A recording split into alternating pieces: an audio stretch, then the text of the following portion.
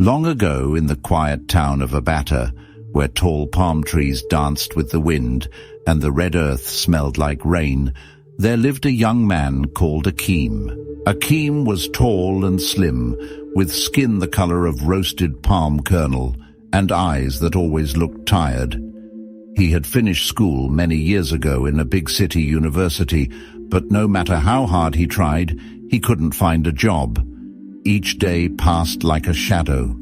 His clothes began to wear out, his shoes had holes, and his dreams started to fade like smoke. One day, tired of begging and sleeping on an empty stomach, Akeem packed his small bag and returned to his father's village in Abata.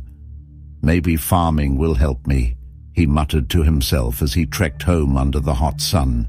In the village, he cleared a small piece of land and planted cassava, maize, and yams. But the land was stubborn. Rain would fall too early or too late, and thieves would steal from his farm. To make things worse, the few girls he liked only came around when they needed money. Akeem, can you give Small something? Just N1000, they would say with sugar in their voices, but their hearts were bitter with lies. One night, as the moon hung low like a calabash in the sky, Akeem sat outside his hut, looking lost.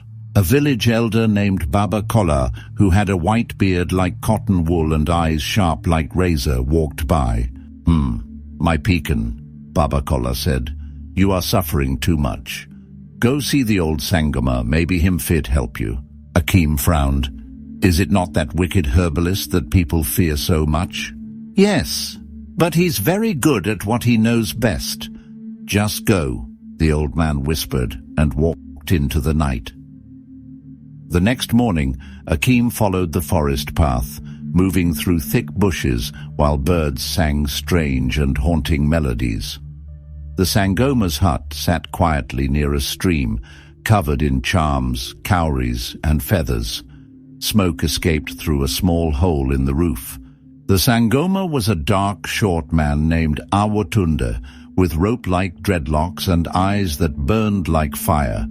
His voice was deep, like distant thunder. "Why have you come here?" Awotunde asked without looking at him. "I'm tired, Baba. I want to be rich. I've tried everything, and nothing is working," Akeem cried. The Sangoma stared at him. Then he brought out a black and red cockerel, fat and fully grown. "You must bring me corn," he said, "and this cock will eat the corn. The number of grains it eats will represent the number of years you'll live after your wealth arrives. Are you sure you want to do this?" Akeem nodded. "Yes, Baba, whatever it takes." The Sangoma placed plenty grains of corn before the cock moving his stiff neck like Sabinus pecked 1, 2, 3. "Please eat more," Akeem pleaded. 4, 5, 6, 7. Then it stopped. "Eat more!" Akeem shouted, sweat pouring from his face. But the cock turned its head and walked away. The Sangoma only sighed. "Your years are complete. From today, wealth will come, but you only have 7 years, and there's no turning back." Akeem's legs trembled, but he said, "I accept. I cannot return to poverty." From that day, everything changed.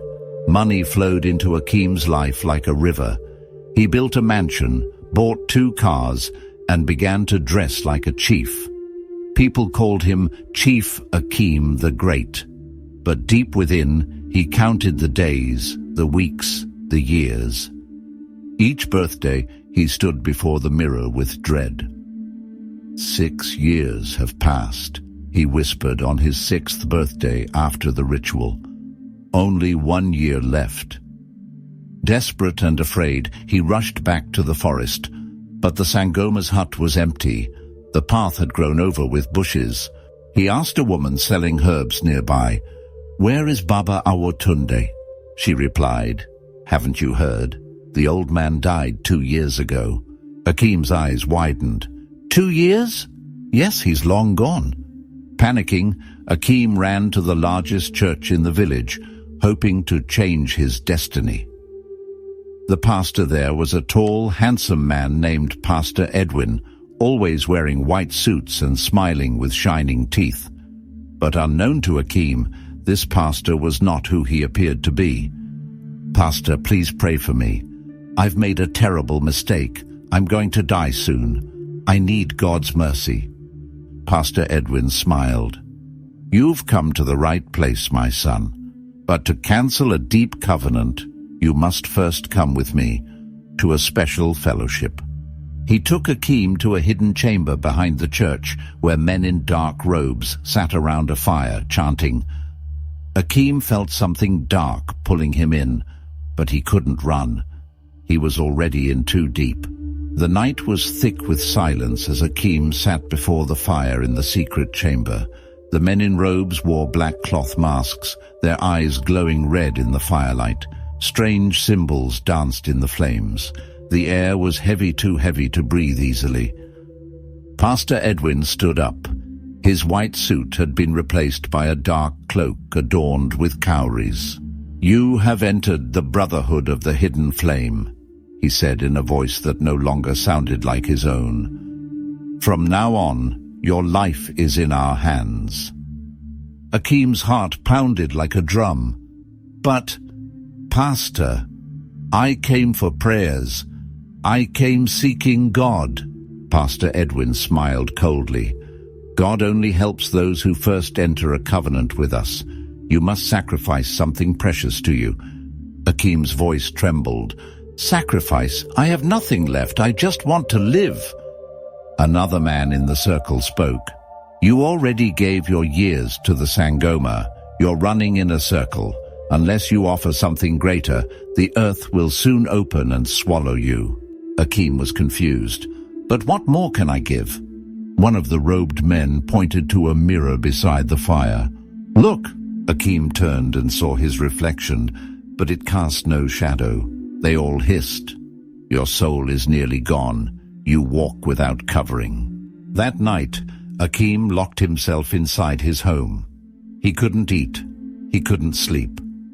Around midnight, he collapsed on his bed, weeping into his pillow. Then something strange occurred. In a dream, he found himself back in the forest where he first met the Sangoma. But this time, the forest glowed golden, and the trees shimmered. A woman emerged from behind a tree.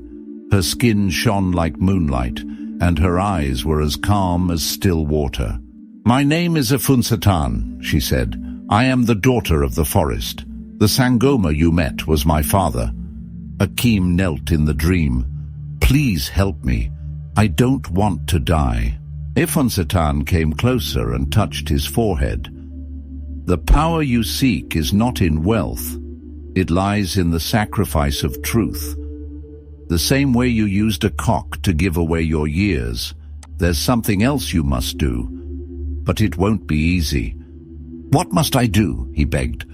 She looked at him with sad eyes. "You must return the wealth.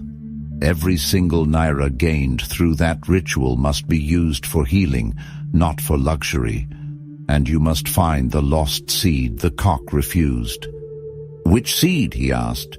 She answered, "The 8th grain, the one the cock did not eat. It still lies buried near the Sangoma's hut, but many forces are guarding it." Akeem awoke drenched in sweat. It was still dark. He grabbed a lamp and a cutlass and headed straight for the forest path. By dawn, he arrived at the Sangoma's abandoned hut. The roof had collapsed. Dry leaves and shattered calabashes covered the floor. He began to dig with his bare hands. Suddenly the ground gave way, and he fell into a hole. The hole led to an underground chamber made of red clay. Skulls lined the walls, and bones were arranged in circles. At the center was an ancient pot, carved with images of a cock, 7 grains of corn, and a missing 8th. As he stepped forward, a cold wind swept through. Then a voice echoed from the walls. "You who disrupted the balance, why have you returned?" Akeem dropped to his knees. "I've come to make things right." The voice replied, "Then face what you once fled. Each bone here belonged to a soul who chose wealth over wisdom." Suddenly the pot trembled. It opened slowly, revealing a single golden corn grain glowing. As Akeem reached for it, something slithered out of the shadows behind him.